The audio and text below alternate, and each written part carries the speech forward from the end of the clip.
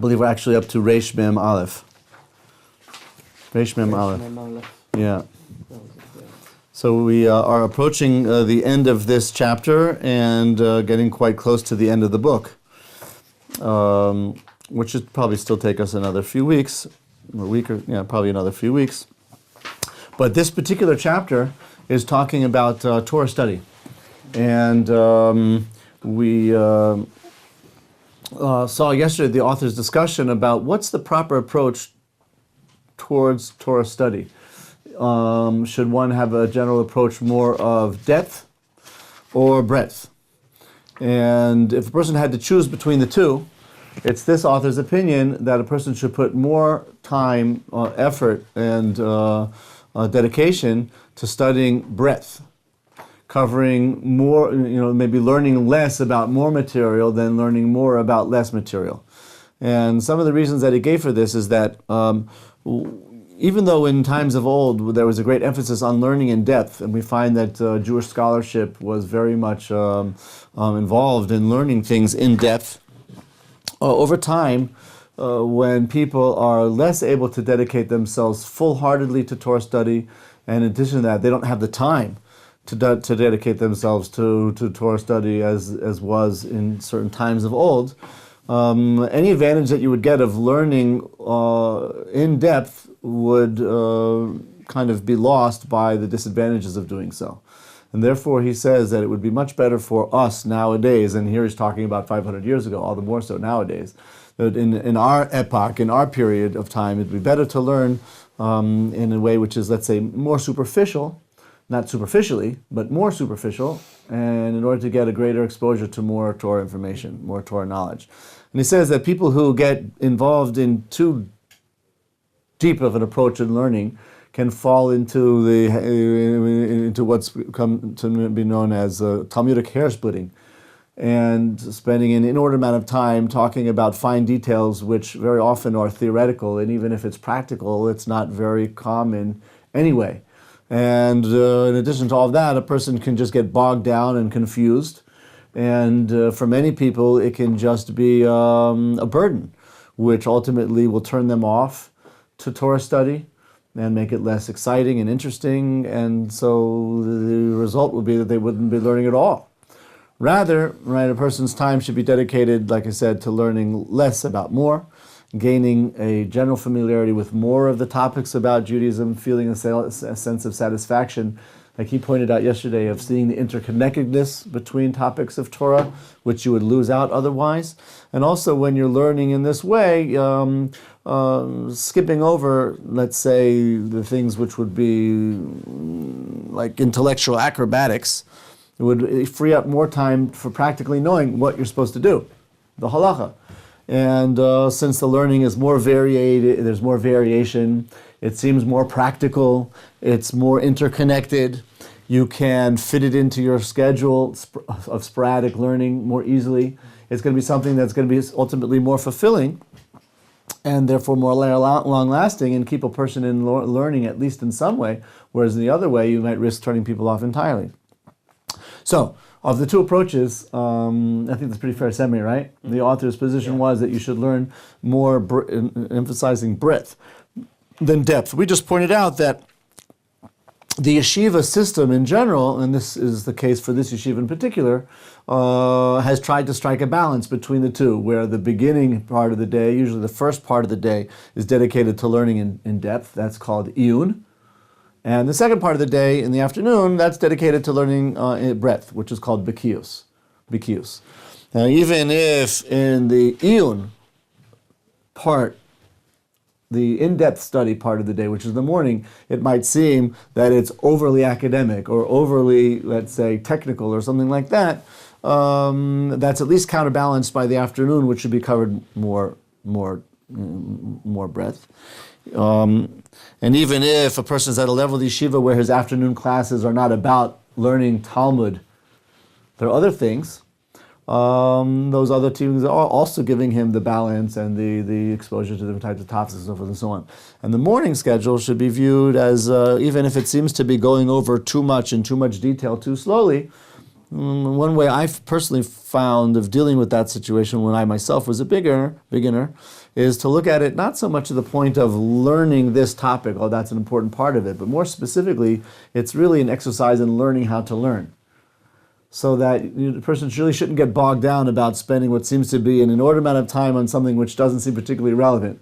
Because it's really just the venue through which you're learning learning to do the major objective here, which is just to learn how to learn. Once you learn how to learn, you can learn anywhere you want, right, on any topic, in any degree of depth. It's up to you, but you have to know the technique.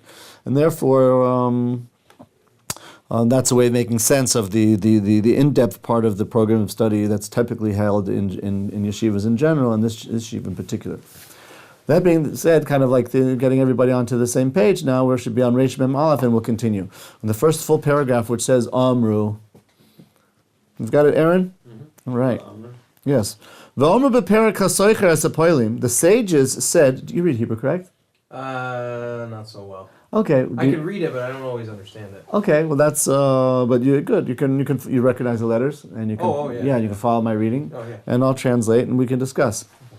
Va'amru, and the sages said, beperik, in the chapter called Hasoicher es Hapolim, the one who hires workers, Baba Metzia, that's one of the chapters in the tractate called Baba Metzia. Rebbe Zera Yosiv Betanis, it talks about Rebbe Zera sitting in a tanis, meaning he was fasting, according to one version, Arba'im, according to another version, Mea, either 40 or 100 yom days, Delishkach mine Talmuda de Bavli, in order that he should forget the Talmud, the oral Torah learning that he did in Babylon before coming and making Aliyah to Israel. Ki heichi delo nitrde, so that he should not be distracted from the particular way of learning and the topics that were learned in Babylon, from the new form of learning that he was going to be doing in the land of Israel. It's quite interesting. Makes sense, in a way, it certainly does. It's true. But it's kind of problematic in other senses as well, because I would like to think, it's my understanding that the Babylonian Talmud and the Jerusalem Talmud are more or less complementary, so that you shouldn't need to do away with the one in order to make yourself able to learn the other. I would like to think, but this raises the question to what extent that's true, because you see that he wanted to forget all of his Torah learning from Babylon in order to start learning the Torah in Israel, tabla rasa, with a new start, a clean slate. Very interesting. Okay. Did you want to say something about it? It just seems a bit nuts. It's like throwing the baby out with the bath. Yeah. It's like, well, you learned stuff that was valuable, so why would you need to forget it all in order to just so you could learn something? Yeah, very interesting. Fresh one, you not retain it and just somehow apply a Yeah. new method. Well, See what I mean? I don't forget everything I learned at university because I'm learning a different way here now. Right. I just Yes, I don't have a full explanation for this. It's an interesting point. What were you going to say? Well, I was going to say it's like you're predisposing yourself to information, so you start reading it and say, "Oh, I already know that." That's right. You're coming with kind of a prejudice. You're coming with a prejudice, exactly. So if you go in with basically like you're saying, a clean slate, I think it makes more sense. Let's say, for example, some type of a computer program. Let's say in the old days, let's say some type of word processing program. And now they come out with a new word processing program. You're not necessarily at an advantage. In fact, you might be at a disadvantage by thinking within the framework and the dictates of the old program when the new program is something totally new. But again, that idea is predicated on the idea that they're two separate programs. But if it's like Windows 95 and Windows 98, there should be enough similarity that familiarity with 95 is going to help you in 98 more so than somebody that has no 95. It's also based on the idea that what you're learning is now an upgrade. This is devaluing the bubbly. Yes, that's certainly true. you're supposed to say, I don't need that because this is now Yes, that's true, and that also needs explanation. It's definitely true that the learning of Torah in the land of Israel is considered to be more of an elevating experience than learning Torah outside of Israel. And a corollary of that would then seem to be that the Jerusalem Talmud, the Israel Talmud, is more elevated than the Babylonian Talmud. And there is this idea, yes, coming up to the land of Israel to learn Torah here, and the Torah of the land of Israel being on a higher level than that of Babylon is something which is pretty much accepted in let's say, the Jewish approach to learning. The problem is reconciling that with the fact that we learn the Talmud Bavli. That for us is the primary Talmud. So that again, it's another interesting question here, which has to be reconciled. I don't have a great answer for this. That's another reason why I'm finding this teaching, quite interesting, and need some research to try and reconcile, at least these 2 points. Which is number one, why did he have to forget the one to receive the other? The one precludes him from learning the other. That's a question that needs to be resolved. And the second one is, if the story indicates that the level of learning of Israel is greater, then why is it that we actually more emphasis on the Babylonian and not the Jerusalem Talmud? What were you going to say? Well, maybe he wants to do the opposite, and instead of having the basis from the other one, start with the basis and then learn the other one. Start with the Yeah. That's switch. That's an interesting suggestion. Yeah, kind of like forget the one, right? Learn the other, and then relearn it later. Yeah. Interesting. Ve'omru vayikra Rabbah, and it was said by the sages in the Midrash Vayikra Rabbah, Nichshol Adam ba'avera achas, v'nischayev misa l'shamayim. If a person, let's say, messed up with a particular avera, and even though the word nichshal kind of implies without intention, but from the context it can't mean that. It must mean that he became ensnared with, he intentionally did a transgression, whose punishment is what's called misa b'dei shamayim, being killed, min shamayim, not the capital punishment physically in this world, but what's called misa b'dei shamayim. It's decreed upon him to die in the spiritual realm. So he does one of these transgressions. Ma yaseh v'chiyeh. What can he do to rectify this wrong? And again, it can't be talking about his having done so by mistake, because if he had done it by mistake, he wouldn't be culpable to that extent. So he must have done it intentionally. Now, what can he do to rectify the wrong in order that he should live and not have this divine decree be executed upon him? We're told if he was accustomed to reading, meaning learning, one page, and I think the implication is a page of the Gemara, he did a daf a day, yikra shnei dapim. He should increase his Torah learning to 2 pages a day. Increase his Torah learning. O lishnois perek pa'amachas, or if he learned one chapter, and I believe here it's referring to learning a chapter of Mishnayos. That's why it uses the word here lishnos. Although, of course, lishnos can also be to learn. But if he learns, right, not a page of Gemara, but for example, he learns a chapter of Mishnayos, right? So yishnei pa'amayim, he should learn it twice. O lilmod perak echad, or learn one chapter. Yilmod shnei parakim, let him learn 2 chapters. Alma, rov girsa ikar. The author says, you see from here then that the main approach to learning should be the actual learning of it, or the repeating of it. Why? Because it doesn't say here, if a person is concerned that he might have transgressed in this way and he wants to make amends, he should learn more in depth. Yes?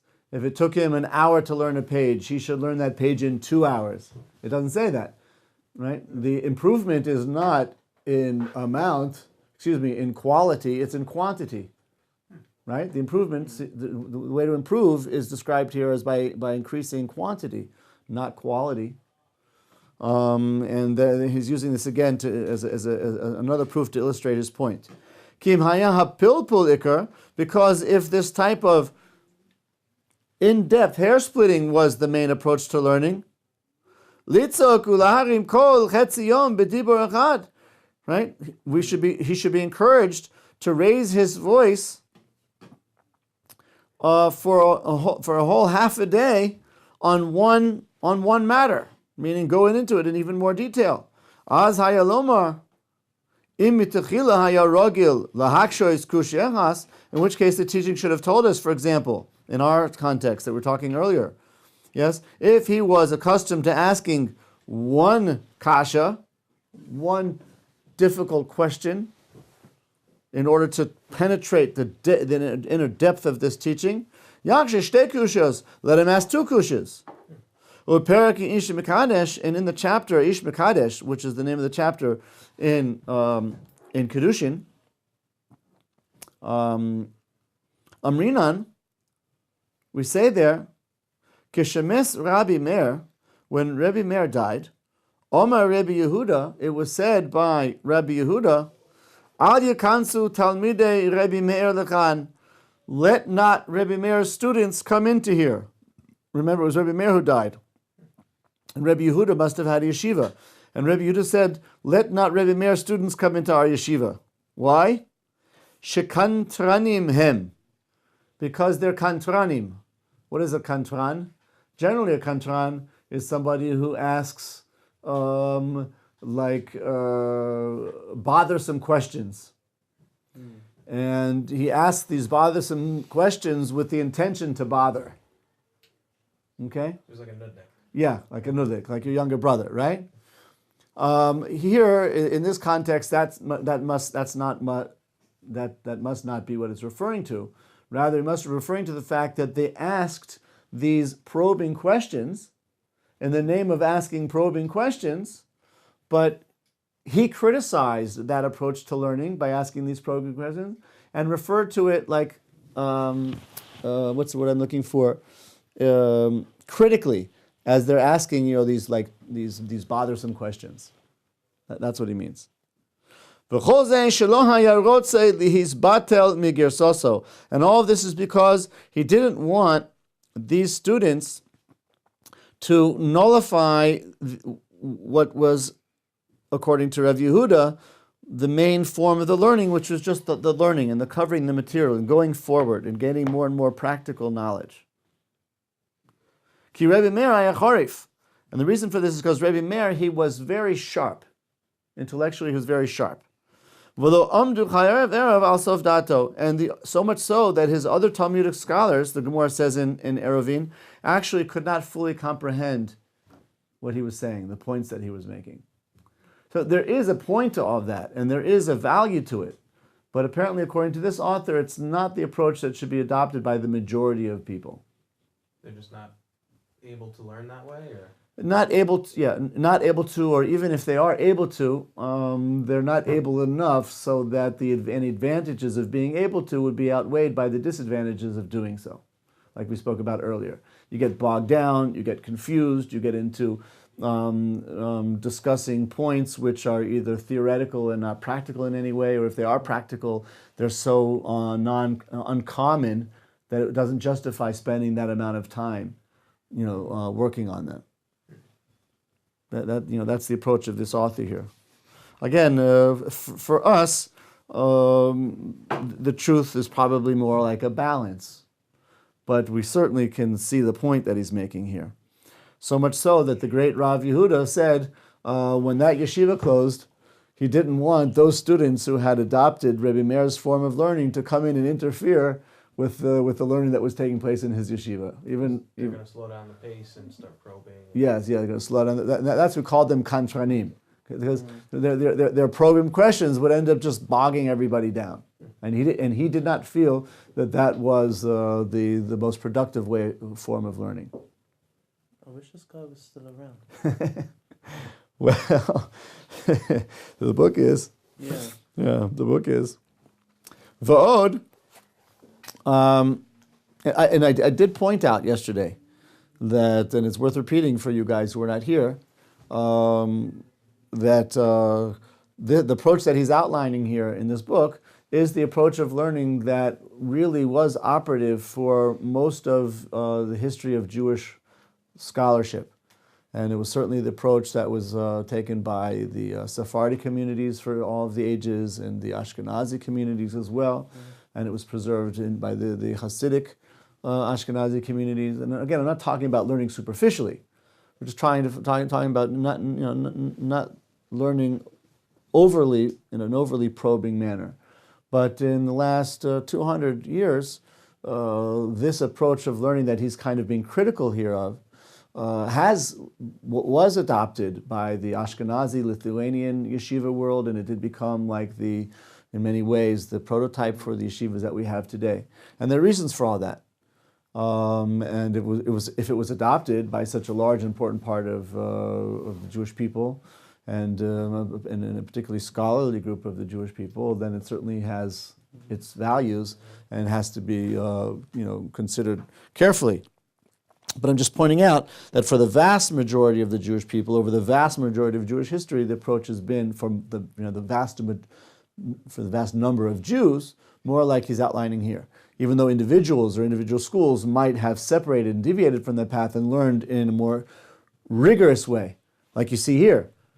In the yeshiva of Rabbi Meir, they did learn that way, even though in Rabbi Yehuda's yeshiva they didn't learn that way. So there's a place for it, but not for most people in most times. I thought not to go off on a tangent, but I thought the whole Hasidic learning was not yeshiva. I thought they felt that the yeshiva was too far removed and too elite, and they brought the teachings more to a kind of spiritual. Yeah, that's certainly true. But that doesn't necessarily contradict what we're saying. It might be two different facets of the Hasidic movement. But the Hasidic movement, as far as learning is concerned, which what we were talking about, would be encouraging more breadth, even at the expense of depth, for the majority of the people, in order to take the Torah. Or to extend, is a better way to put it, extend the Torah from the Ivy League, Ivy League yeshivas to the general populace, where not everybody was able or cut out to learn that way, either because of poverty or persecution or something like that. But going too far kind of the other way and just getting the executive summary of everything, I mean, aren't you losing? I mean, obviously Yes. you don't want to just probe, because then you'll, like you said, you'll never get through it. But if you just skim the surface, I mean, you never... Yes, I agree. That's why I was saying earlier, it's not encouraging learning superficially. Okay. Right? We're not talking about superficial learning, but we're talking about learning less in depth in order to cover adequately, in order to cover more topics, not in a superficial, but in an adequate way. So when would it be permissible to kind of be like, an expert in one area? I mean, we saw here in the text yesterday the quote from the Talmud, which says a person should first get an overview and then go back into the detail. So that might be a way of answering your question. That if a person has got a pretty broad overview of Jewish learning, then at that point you can start to specialize. We don't really do that nowadays. Like I said, practically in the yeshiva system, it doesn't work that way. You do both simultaneously. You don't wait until you learn everything to go in depth, and you don't learn only in depth at the expense of learning other things. So the balance is usually made that way. But in the time of the Enlightenment, when you had all of the different winds of isms blowing through Europe, communism, socialism, and all the other types of movements, there was a strong intellectual draw for young people in general, and for Jewish young people in particular. And a lot of people who had only very rudimentary exposure to Jewish learning, either because of poverty or persecution, and they've never had any higher degree of Jewish learning, because by the age of 6 they already had to go out and sell bread in the corner to keep their family alive, and so forth and so on. All of a sudden, when the winds of intellectualism came blowing through European culture and reached the young people as well, many Jews who had no particular draw or affection for Jewish learning because they simply never had it, it was curtailed before they were old enough to appreciate it, were drawn into the world of intellectualism. And therefore, one of the major reasons why the yeshiva system developed this very intense and rigorous probing approach to learning in depth and in detail is... Counter academia. Exactly, yes. Trying to demonstrate yes. we are an academic. Yes, yes. There's more to it than you realise. Yes. Right, Yeah. that makes sense. Yes. do you think the secular world kind of I mean, the secular learning, obviously we've influenced that in a lot of ways. And excuse me, please remember your question. Don't forget it. Okay. Okay, just let me just finish off that Okay. point. Yeah, which would tie back to one of the points we said yesterday when we were talking about the approach to Or Sameach in particular, where it presents very in-depth learning for people who are real beginners, and there's a certain dissonance there, which you think like, why? Why are you going to take a guy who can barely read and has no background in moral learning whatsoever and throw him into some of the most difficult, pieces of the tracks of the tractates possible? And one of the reasons explicitly is in order to give people who presumably do have a rigorous intellectual and academic background in the secular world an ability to appreciate the beauty of the Torah despite their being beginners.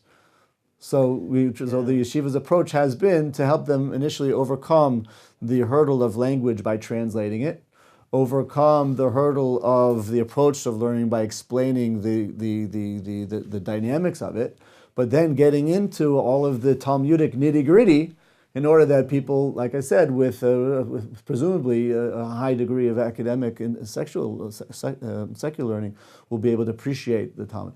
Now, that might be counterproductive, right? It's a Because some people situation because yeah. within the religious world you would do it like you learn a permission, Exactly. Exactly. It builds up to it, whereas we're sort of like people who are we're like completely illiterate but completely capable at the same time. Exactly. So it's like there's background stuff like even if you when I go to like rabbis' houses and they're asking the kids questions on Shabbat. And you're sitting there thinking, I don't know that. Like it's hard sometimes because you never learnt it when you were younger. Like you weren't learning that's exactly with all these little nuances. Yeah. So we have like sort of like to some extent like the education of a 10-year-old, but right. The intellect level of a 10-year-old yes. Jewish kid in a in a religious family. Yeah, exactly. And that's the dichotomy that I've heard from the Rosh Yeshiva that when they set up the yeshiva that they wanted to address when setting it up is dealing with reconciling this dichotomy between where a person is intellectually an adult but Jewishly a child, and it's very frustrating on the one hand to be a child after being so accomplished in the secular world. People have read the most sophisticated literature and history and other types of subjects, and now they can't even read the alphabet, let alone understand what it's saying, and then and then figure out how to learn the Talmud, because that requires an appreciation of the tools of actually how to read the text. Just reading it is not enough. There are tools that you need to know in order to understand, to read it and understand what you're reading. So if the person gets bogged down in those technical things, then he's not going to be happy. A person feels very frustrated. Unless you really have a lot of conviction and perseverance, most people would back off. So the yeshiva's intention is to try and get that stuff out of the way, and as soon as possible get them into the intellectual world of the Talmud, which is an arena in which they can operate properly based on their intellectual background, and hopefully appreciate. And then that's exactly the point. So it turns out that's not really the way it would be done in a truly religious experience. Yeah. Like I mentioned yesterday, that a child, as he grows, would be introduced to Jewish teachings, first more superficially, and then growing in sophistication and education, until at the proper point he could go into the depth that we're talking about. And here as adults, we go into that depth very early, even though religiously a person is almost like a child. Yes, that is the dichotomy here. What were you going to say now? That actually kind of answered my question. Okay. So let's continue then the text. V'od hasam, and furthermore there, Amar Rabbi Yochanan, it was said by Rabbi Yochanan, Liban shel Rishonim, the hearts of those in early times, and he's referring to the early times of the Talmudic era, where Rabbi Yochanan was an Amora, and he's therefore referring to in the earlier period, that of the Tanas. He says the hearts of those people in the early Talmudic period, Kepischo shel Ullman, was like the entranceway to the Ullman being part of the Beis Hamikdash, which was special because the entrance was quite large, and I believe it didn't even have any doors. So the point is, it was just open, expansive. V'shalachronim, but the hearts of the later generations, and he's talking about his own times. Again, we're talking about a scholar of the Talmud. Nevertheless, compared to the earlier period of the sages, those of the Acharonim, kipischo shel heichal, was like the Pesach of the Heichal, the opening to the actual sanctuary, which was smaller, and it might even be referring to the curtains, which were closed, but you could get through them accessibly. Va'anu, but he says about us, meaning him in his times, which is still Talmudic times, kimaloi nekev machat, is like the eye. Our hearts are open only like the eye of a needle. So you're talking about a spiritual contraction where the potential is just deflated and diminished significantly. And his point here is to say, therefore, that if this type of probing was appropriate, it would have been in their times. But in our times, we're too constricted to receive enough benefit from learning that way.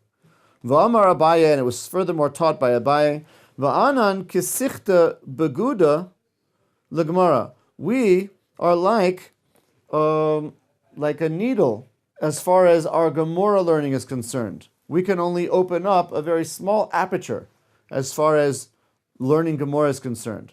And Rava said, V'amar Rava, V'anan ke'etzba bekira l'svara. And we are like a finger in a wall, maybe like in the crack of a wall, regarding svara. Svara is the understanding, the thinking behind the Jewish learning. And that's called a svara. V'amar Ravashi, and Ravashi said, V'anan ke'etzba bevero l'shichacha. But we are like a finger in a hole regarding forgetfulness. Yes? So I mean, the point is that we learn and understand very little, but we forget quite a lot. V'akshav anan anye hadas einanu yicholim loymar ke'etzba. And here I think the author picks up and says, we who are like poor of knowledge, einanu yicholim loymar ke'etzba, we can't even say we're like a finger. Ki'im ke'even sheyesh l'gemara v'lisvara. We're like a ke'even shaish. We're like marble, which is smooth, like impenetrable for Gemara and Svara. Try and climb up a marble wall. So that's the facade of the Torah learning for us is like a marble wall, which is it's nearly impossible to scale. V'hodamar beperek b'mei madlikin. And that which it says in the Talmud, in the chapter B'mei Badlikin, which is a chapter in Shabbos, Amarava, it says, Amarava, B'shan shemachnisin odam lidin, shonim, when a person goes in for judgment, they ask him, Nosasav anatata be'emuna, meaning after a person passes away, and he goes up to the heavenly court, his life is reviewed. And one of the things that he's asked there is, Nosasav anatata be'emuna, were you involved in commerce and trade and business practices with faith? Pilpalta b'chokhmah, did you probe in depth into wisdom, meaning into Torah knowledge? Mashma shetzorech adam lefalpel. The author points out it would seem from this teaching that we can derive that it's actually praiseworthy to learn in this very in-depth, pilpul-like fashion. So how do we reconcile everything he's been describing with this source? So he answers, Zeh limud Gemara. This is referring to the learning of the Gemara, Shemakshinan Mishnayos al Habraisos, Umetartzinan Luhu. He says, this pilpul is not talking about Talmudic hair splitting. It's talking about just the straightforward question-answer, challenge-response flow of the Gemara. There is pilpul, and that's what he's been saying all along. He's not advocating that we should be learning superficially. You should be learning properly and thoroughly, but just not overly in depth, to the point where it becomes what's the word I'm looking? Paralyzing. Yeah, that's how he wants to understand this. Inami, another way of reconciling this seemingly contradictory source would be as follows. Alidei esek v'higyoin b'Torah tamid noisen dato l'dakdek umotze tamo. Through regular, consistent learning, he himself is going to be in the process of constantly comparing one thing to the other. And therefore, that's what is meant here by pilpul. Not hair splitting, but like you said yesterday, the more you learn, the more you're introduced to different things, and the more you come to appreciate the interconnectedness of Torah, so that you kind of naturally come to compare what you're learning now to something that you learned before. And that's what he means here by pilpul. That's analytic. That's applying analytic skills. But in terms of comparing this and that in order to make a reconciliation, but not just going unnecessarily into fine points. But to sit all day and just chirp, just talk away. Pshita shelo laslasken. That's certainly not what we're talking about. Going into talking about all these little fine theoretical points that really don't make that much of a difference, like we were talking about. That, he says, that's not what this source intends to convey at all. This is probably just a paragraph of summary anyway, so we'll go more quickly. Nowadays, most Torah learners who are honest will admit that they don't learn properly. And they would admit that they're not learning according to the straight, true path. Because if they were honest, they would agree that all of the excessive discussion about superfluous matter really negates them from the main point of Torah learning. And as a result of this, they're not going to have the type of expansive, broad knowledge of the prophets and of the writings and of the midrashim. And people make this criticism against the yeshiva learning all the time. They know how to Gemara, but they don't know midrash, they don't know halacha, they don't know chumash. That's what I learn when I'm not in shir. Yeah, so it's good to have that well-rounded approach. Velo midrashim, velo shum chochma, and they don't know any other type of wisdom either. I wonder if he's referring to some non-Torah wisdom as well. Mechmas rov tachpulo shalem, because of these acrobatics that they do. V'darshu Rabbeinu, and the sages in Pirkei Avos told us, in Avos Rabbi Nosson, al posek zeh, regarding the following verse, al sidei ish otzel avarti, by the field of a lazy person I passed, v'al kerem odom chaser lev, and by the vineyard of a person who has no heart, meaning he's not a vigorous person. V'hine olo kulo kimshonim, and I saw that these fields of theirs were all full of thorns and weeds.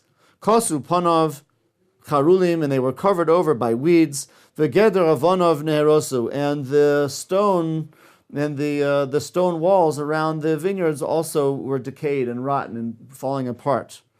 This is an allegory. Misheinu mechazir talmudo, referring to somebody who doesn't review his Torah learning. Mitachila mishakeach rosh prakim. Initially, he learns the main topics. Sof machlif divrei chachamim. In the end, he actually perverts the words of the wise, changing what they actually say. Sof shomer al tamei toher, until eventually he says about something which is impure that it's pure. Val toher tamei, on something which is pure that it's impure.